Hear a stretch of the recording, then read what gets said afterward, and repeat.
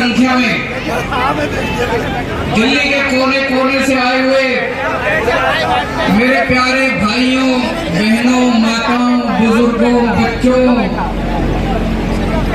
आप सब लोगों को मेरा नमस्कार, सबको मेरा प्रणाम। मैं देख रहा हूं जहां तक नजर जा रही है पीछे कम से कम 1 लाख लोगों के यहाँ पे 1 लाख लोग मौजूद हैं। और मैं अभी आ रहा था, कम से कम 20-25 हजार लोग सड़कों पे इस वक्त रामलीला मैदान की तरफ बढ़ रहे हैं। इतनी भारी संख्या में आज लोग यहाँ आए हैं। अपनी बात शुरू करने के पहले आपसे पूछना चाहता हूँ, आप में से कौन कौन मुझे प्यार करते हैं? जरा हाथ खड़े करके बताओ कौन कौन प्यार करता है। आपका बहुत बहुत शुक्रिया इस प्यार, इस मोहब्बत के लिए।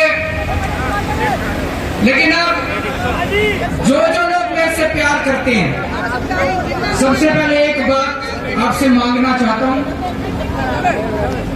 जैसा भी सौरभ भारद्वाज जी ने कहा, सब लोग अपने अपने मोबाइल फोन निकाल लो। अभी हम देख रहे हैं यहाँ पे कम से कम 40-50 वीडियो कैमरा, टीवी वालों के कैमरा मौजूद हैं।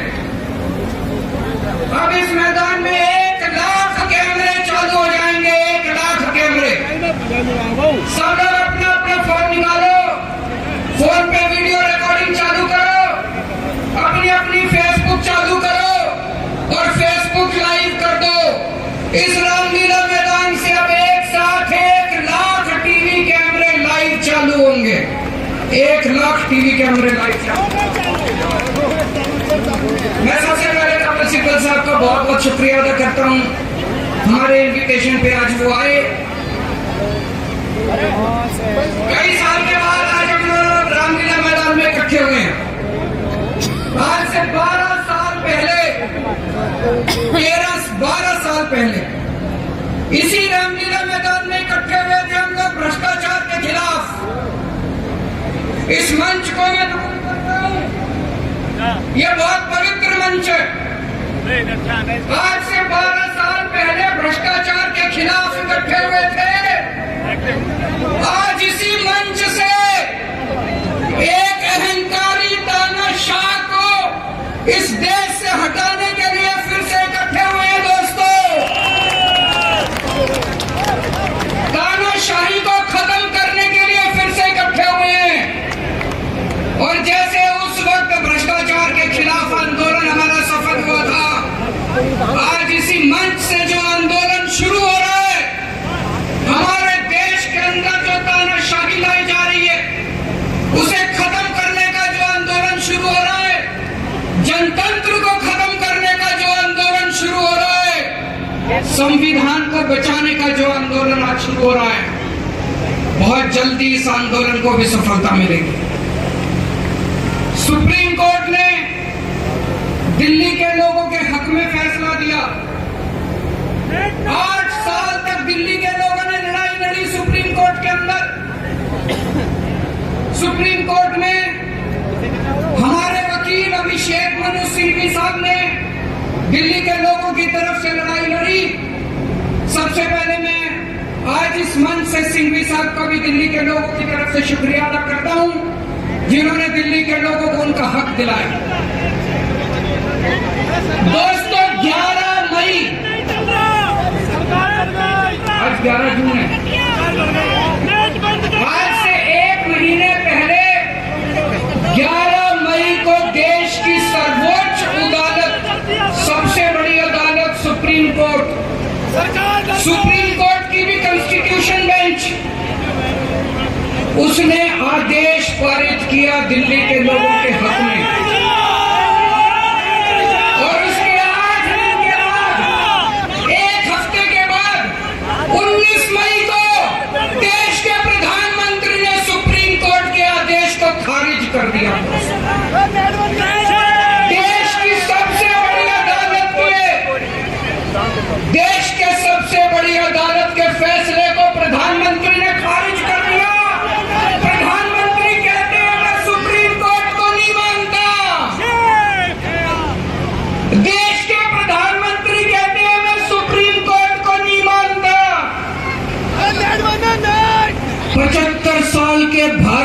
इतिहास में पहली बार एक प्रधानमंत्री आया है जो कहता है मैं सुप्रीम कोर्ट को नहीं मानता। पूरे देश के लोग स्तब्ध हैं, पूरे देश के लोगों को यकीन नहीं हो रहा, इतना अहंकारी प्रधानमंत्री, प्रधानमंत्री को इतना अहंकार। प्रधानमंत्री कहता है मैं सुप्रीम कोर्ट को नहीं मानता। देश के गली गली में चर्चा हो रही है, घर घर में चर्चा हो रही है, ये मोदी जी को क्या हो गया, इतना अहंकार हो गया इनको, इतना अहंकार हो गया इनको। दोस्तों, देश के अंदर अब जनतंत्र खत्म हो रहा है, इसी को तानाशाही कहते हैं। जब देश का प्रधानमंत्री कहता है मैं सुप्रीम कोर्ट को नहीं मानता, इसी को तानाशाही कहते हैं, इसी को हिटलर शाही कहते हैं, जनतंत्र खत्म होना कहते हैं। मैं बताना चाहता हूं आखिर इस सुप्रीम कोर्ट के आदेश में ऐसा क्या है, सुप्रीम कोर्ट ने ऐसा क्या कह दिया कि प्रधानमंत्री जी कह रहे हैं कि मैं सुप्रीम कोर्ट के आदेश को नहीं मानता।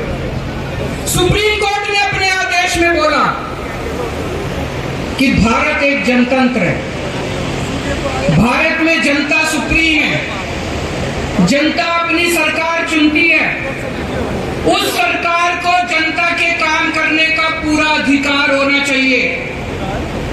दिल्ली में भी लोग सरकार चुनते हैं, दिल्ली की सरकार को भी, जिस भी सरकार को दिल्ली के लोग चुनते हैं, चाहे इस पार्टी की सरकार हो चाहे उस पार्टी की सरकार, सुप्रीम कोर्ट ने कहा कि जो भी सरकार दिल्ली के लोग चुनते हैं, जनता सुप्रीम है, दिल्ली की जनता सुप्रीम है, उस सरकार को काम करने का अधिकार होना चाहिए। मैं आपसे पूछना चाहता हूं, क्या सुप्रीम कोर्ट ने गलत बोला?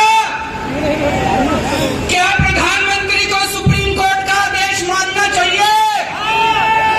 मोदी जी कहते हैं मैं सुप्रीम कोर्ट का आदेश नहीं मानता, मोदी जी ने अध्यादेश पारित कर दिया और सुप्रीम कोर्ट के आदेश को खारिज कर दिया। मोदी जी का अध्यादेश क्या कहता है? प्रधानमंत्री जी ने जो अध्यादेश पारित किया ये क्या कहता है? मोदी जी का अध्यादेश कहता है कि अब दिल्ली के अंदर जनतंत्र नहीं होगा, अब दिल्ली के अंदर तानाशाही चलेगी, अब दिल्ली के अंदर जनता सुप्रीम नहीं है, अब दिल्ली के अंदर एलजी सुप्रीम होगा। अब दिल्ली के अंदर चाहे जनता जिसको मर्जी वोट दे, चाहे जनता जिसकी मर्जी सरकार बनाए, प्रधानमंत्री जी कहते हैं सरकार तो मैं ही चलाऊंगा, मेरी तानाशाही चलेगी। अब जनता सुप्रीम नहीं है, जनता की नहीं चलेगी, जनता की सरकार की नहीं चलेगी। प्रधानमंत्री जी कहते हैं एलजी के जरिए मैं सरकार चलाऊंगा। 26 जनवरी 1950 को हमारे देश का संविधान लागू हुआ। बाबा साहब अम्बेडकर ने संविधान बनाया। बाबा साहब अम्बेडकर ने अपने संविधान में लिखा कि इस देश के अंदर जनतंत्र होगा, जनता सुप्रीम होगी। आज प्रधानमंत्री जी ने भारत के संविधान के पर खच्चे उड़ा दिए, प्रधानमंत्री जी ने भारत का संविधान बदल दिया। प्रधानमंत्री जी कहते हैं अब जनता सुप्रीम नहीं होगी, अब एलजी सुप्रीम होगा। जनता सुप्रीम नहीं होगी, अब प्रधानमंत्री सुप्रीम होगा। प्रधानमंत्री जी कहते हैं अब दिल्ली की जनता की वोट की कोई कीमत नहीं होगी। ये तो सरासर अपमान है दिल्ली के लोगों का। प्रधानमंत्री जी कहते हैं दिल्ली की जनता जिसको मर्जी वोट दे, उस वोट की कोई कीमत नहीं है। दोस्तों, ये बीजेपी वाले रोज मेरा अपमान करते हैं, मेरे को गालियां देते हैं, गंदी गंदी गालियां देते हैं। मेरे को अपने मान और अपमान की कोई चिंता नहीं है, मैं कोई परवाह नहीं करता, मैं इनको वापस गाली नहीं देता, मेरे को गाली गलौज नहीं करनी आती, मेरे संस्कार नहीं सिखाते। मैं 24 घंटे अपने काम में व्यस्त रहता हूँ, मेरे को काम से मतलब है। आप लोगों ने मेरे को इतना मौका दिया, इतनी जिम्मेदारी है, 24 घंटे काम करता हूँ। ये लोग मेरे को जितनी मर्जी गाली दे ले, लेकिन इस बार इन लोगों ने आपका अपमान किया है, आपकी वोट की कीमत, आपका वोट का अपमान किया है। ये मैं बर्दाश्त नहीं कर सकता, आपके अपमान को मैं बर्दाश्त नहीं कर सकता। इसको किसी हालत में नहीं होने देंगे। दिल्ली के लोगों के वोट का जो इन्होंने अपमान किया है, मोदी जी ने तमाचा मारा है दिल्ली के लोगों को, इसको बर्दाश्त नहीं कर सकते। इसको ठीक करा के रहेंगे, इस अध्यादेश को खारिज करा के रहेंगे, सुप्रीम कोर्ट के आदेश को पालन करा के रहेंगे। करेंगे कि नहीं करेंगे?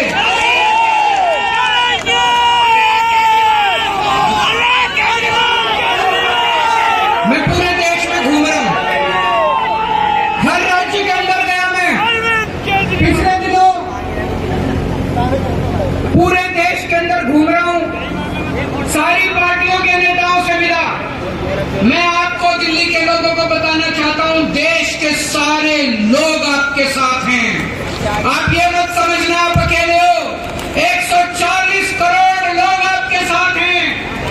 वेस्ट बंगाल के लोग आपके साथ हैं, तमिलनाडु के लोग आपके साथ हैं, केरला के लोग आपके साथ हैं, महाराष्ट्र के लोग आपके साथ हैं, बिहार के लोग आपके साथ हैं, उत्तर प्रदेश के लोग आपके साथ हैं, मध्य प्रदेश के लोग आपके साथ हैं। 140 करोड़ लोग मिलके इस अध्यादेश का विरोध करेंगे, जनतंत्र को बचाने के लिए।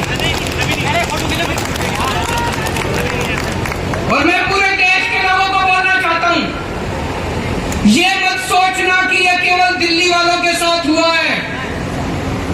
मुझे अंदर से पता चला है ये मोदी जी का पहला है।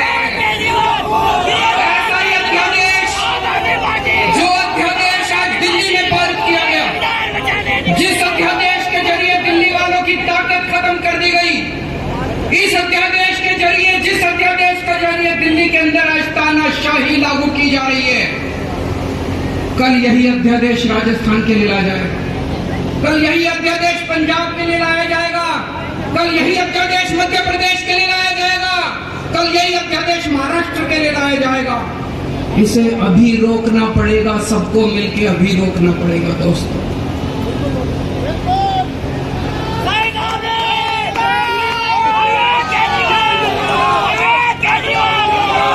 मोदी जी दिल्ली वालों के पीछे क्यों पड़े हैं? दिल्ली वालों के पीछे क्यों पड़े हैं मोदी जी? 2015 में दिल्ली के लोगों ने 7 एमपी की सीट मोदी जी को जिता दी, मोदी जी को प्रधानमंत्री बनाया और मोदी जी को कहा आप देश संभालो। और दिल्ली में 70 में से 3 सीट बीजेपी को दी, 3 सीट, 67 सीट आम आदमी पार्टी को दी। और दिल्ली के लोगों ने कहा केजरीवाल जी आप दिल्ली संभालो। बीजेपी को 3 सीट देने का क्या मतलब? दिल्ली के लोगों ने अपनी आंखें लाल करके मोदी जी की तरफ देखा और बोला देश संभालो, खबरदार दिल्ली की तरफ आंख उठा के देखिए। बोला कि नहीं बोला?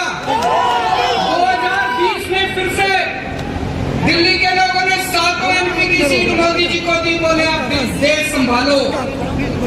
आम आदमी पार्टी को 70 में से 62 सीट दी, बोले केजरीवाल जी आप दिल्ली संभालो। फिर से दिल्ली के लोगों ने आंखें लाल करके मोदी जी को कहा आप देश संभालो, दिल्ली की तरफ आंख उठा के मत देखना। लेकिन प्रधानमंत्री जी से देश तो संभल नहीं रहा, देश का तो बेड़ा गर्क कर दिया। रोज उठते हैं और दिल्ली वालों के काम रोक देते हैं, रोज उठते हैं और दिल्ली वालों के। मैं स्कूल बनवाता हूँ, मोदी जी कहते हैं मैं तेरे स्कूल नहीं बनने दूंगा। मैं अस्पताल बनवाता हूँ, मोदी जी कहते हैं तेरा अस्पताल नहीं बनने दूंगा। मैं मोहल्ला क्लिनिक बनाता हूँ, मेरे मोहल्ला क्लिनिक तोड़वा दिए मोदी जी ने। पिछले साल